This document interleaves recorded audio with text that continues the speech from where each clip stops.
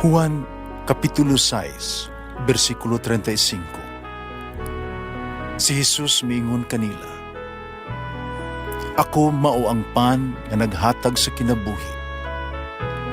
Ang muari kanako dili nagayod gutomon, ug ang mutuo kanako dili nagayod uhawon." Ang mga Pan sa kinabuhi. maglikon unta sa mong pagtuo ug gagaka kami sa pagtuman sa imong mahal nga kasuguan.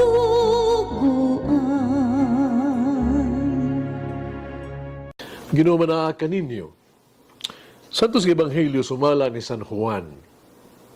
Si Jesus miingon siya mga tinun-an, karon nga nakaila na kamo kanako, nakaila usab kamo sa akong amahan. Usugag karon, nakaila na kamo kaniya, nakakita kaniya. Si Felipe miingon kaniya, Ginoo ipakita kanamo ang amahan, ug igo na alang kanamo. Si Jesus mitubag, dugan na ako nagig-uban kaninyong tanan, wala gihapon ba kayo makaila kanako, Felipe? Nakita kanako, nakita usab sa amahan. Busa, nganong nag-ingon ka man, ipakita kanamo ang amahan. Wala ka ba mo tuo, Felipe? Nga ako, anaa sa amahan, amahan ania kanako. Wala magikan kanako ang mga pulong nga gisulti ko kaninyo. Ang amahan nga niya kanako nagbuhat sa iyang kaugalingong buhalaton. Tuin ninyo nga ako anaa sa amahan o ang amahan ania kanako. Kundili, panuo kamo kanako tungod ni ining mga buhat.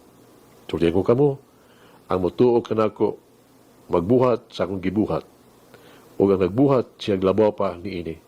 Kaya mo adto man ako sa amahan. O buhaton ko bisan unsa ang inyong pangayoon sa akong ngalan. O mayaon ang amahan pinaagi sa anak. Kung mangayo ka mo bisag unsa sa akong ngalan, buhaton ko kini ang Ebanghelyo sa Ginoo. Pasalamati ang Ginoo kay siya maayo, ang iyang gugma mulungtad hangtod sa kahangturan. Pasalamati ang Diyos sa tanang mga Diyos, ang iyang gugma malungtaron. Pasalamati ang Ginoo sa mga Ginoo, ang iyang gugma malungtaron.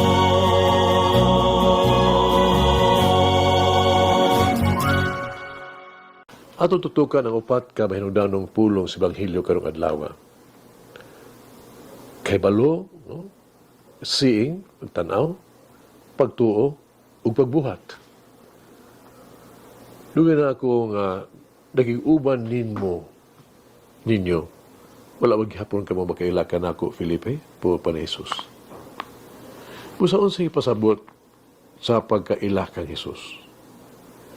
May mamuadto kita sa simbahan matag Domingo, kanunay, mag-ampo sa nobina matag Merkules, magbasa sa Biblia, mukanta sa misa, ingon usa ka membro sa choir.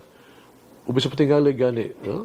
Bisa pa ni ana, wala yung punta makailag yun ni Kristo. Mahimog yung makailag ni Kristo. Ang pagkailan ni Jesus pa ang pagpangita kaniya o paghimo kaniya nga sentro sa ato ang pagkatao. Ang pagtanaw, nagpasabot nga pagsunod. Ang tinuod nga sumusunod ni Kristo, nagsunod kaniya ang iyang kaluoy, pagkadili hakog, kaagkop, gugma, o pasaylo. Ang pagtuo, nagpasabot, na kinabuhi ka, nga daw ang tanang nagdepende kang Jesus. Tungod kay, pong paniya ako ang amahan ang niya kanako. Siya ang Diyos na nagkontrolar sa tanan ng hitabo kanato. Ang paghibalo, pagkita o pagtuo, musangpot sa pagbuhat. Si Jesus biingon, ang dili tanan nga moingon kaniyang Ginoo Ginoo makasulo sing hirian sa langit. Kundi kato lamang nagatuman sa kabubuton sa Dios. Bisan kinsa nga mosalig kanako, nagabuhat sa mga buhat sa akong ginabuhat. Sa St. John Paul II, no? Ipaabay ka na ito, kung unsa may tabo sa katao, no? Resulta sa iyang pagkahibalo, pagkakita, o pagtuo kang Jesus. Si Jesus, mora gyud ang imong pangitaon kung magdamgo ka og kalipay. Siya gayon ang makatagbaw kanimo o ang iyang kaanyag magadani kanimo. Siya gayon ang makatagbaw sa imuhang kauhaw.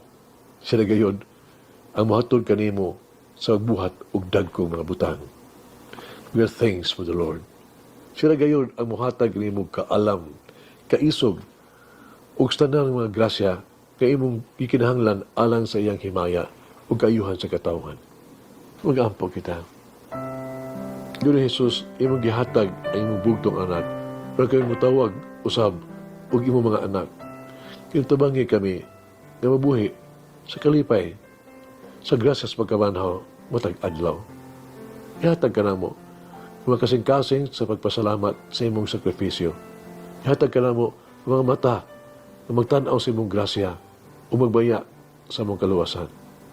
Kamay kami, paglakaw ni anang gamahanang grasya, may isulti ang imong maayong balita sa kalibutan at alang sa imong himaya, among giampo, Ginoo.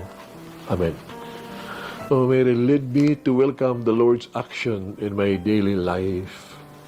Malangin ang Diyos mga gawin sa tanan, Ama, Anak, Espiritu Santo. Amen. May the Lord of the divine mercy bless us all, heal us from all diseases and suffering. Ayun unta niya kita, tanang mga sakit na sa lawas o sa kalag, body and soul. In the name of the Father, the Son, and of the Holy Spirit. Jesus, I trust in you. Amen. Whoever eats the bread of life will never hunger, says the Lord. Kay galaan inyong nabati ang pagpaambit ug hamubong pamalandong sa pulong sa Dios pinaagi sa tulumanon pan sa kinabuhi nga gidumala ni Monsignor Daddy Silva. Hangtod na usab sa sunod higayon, daghang salamat. The bread of life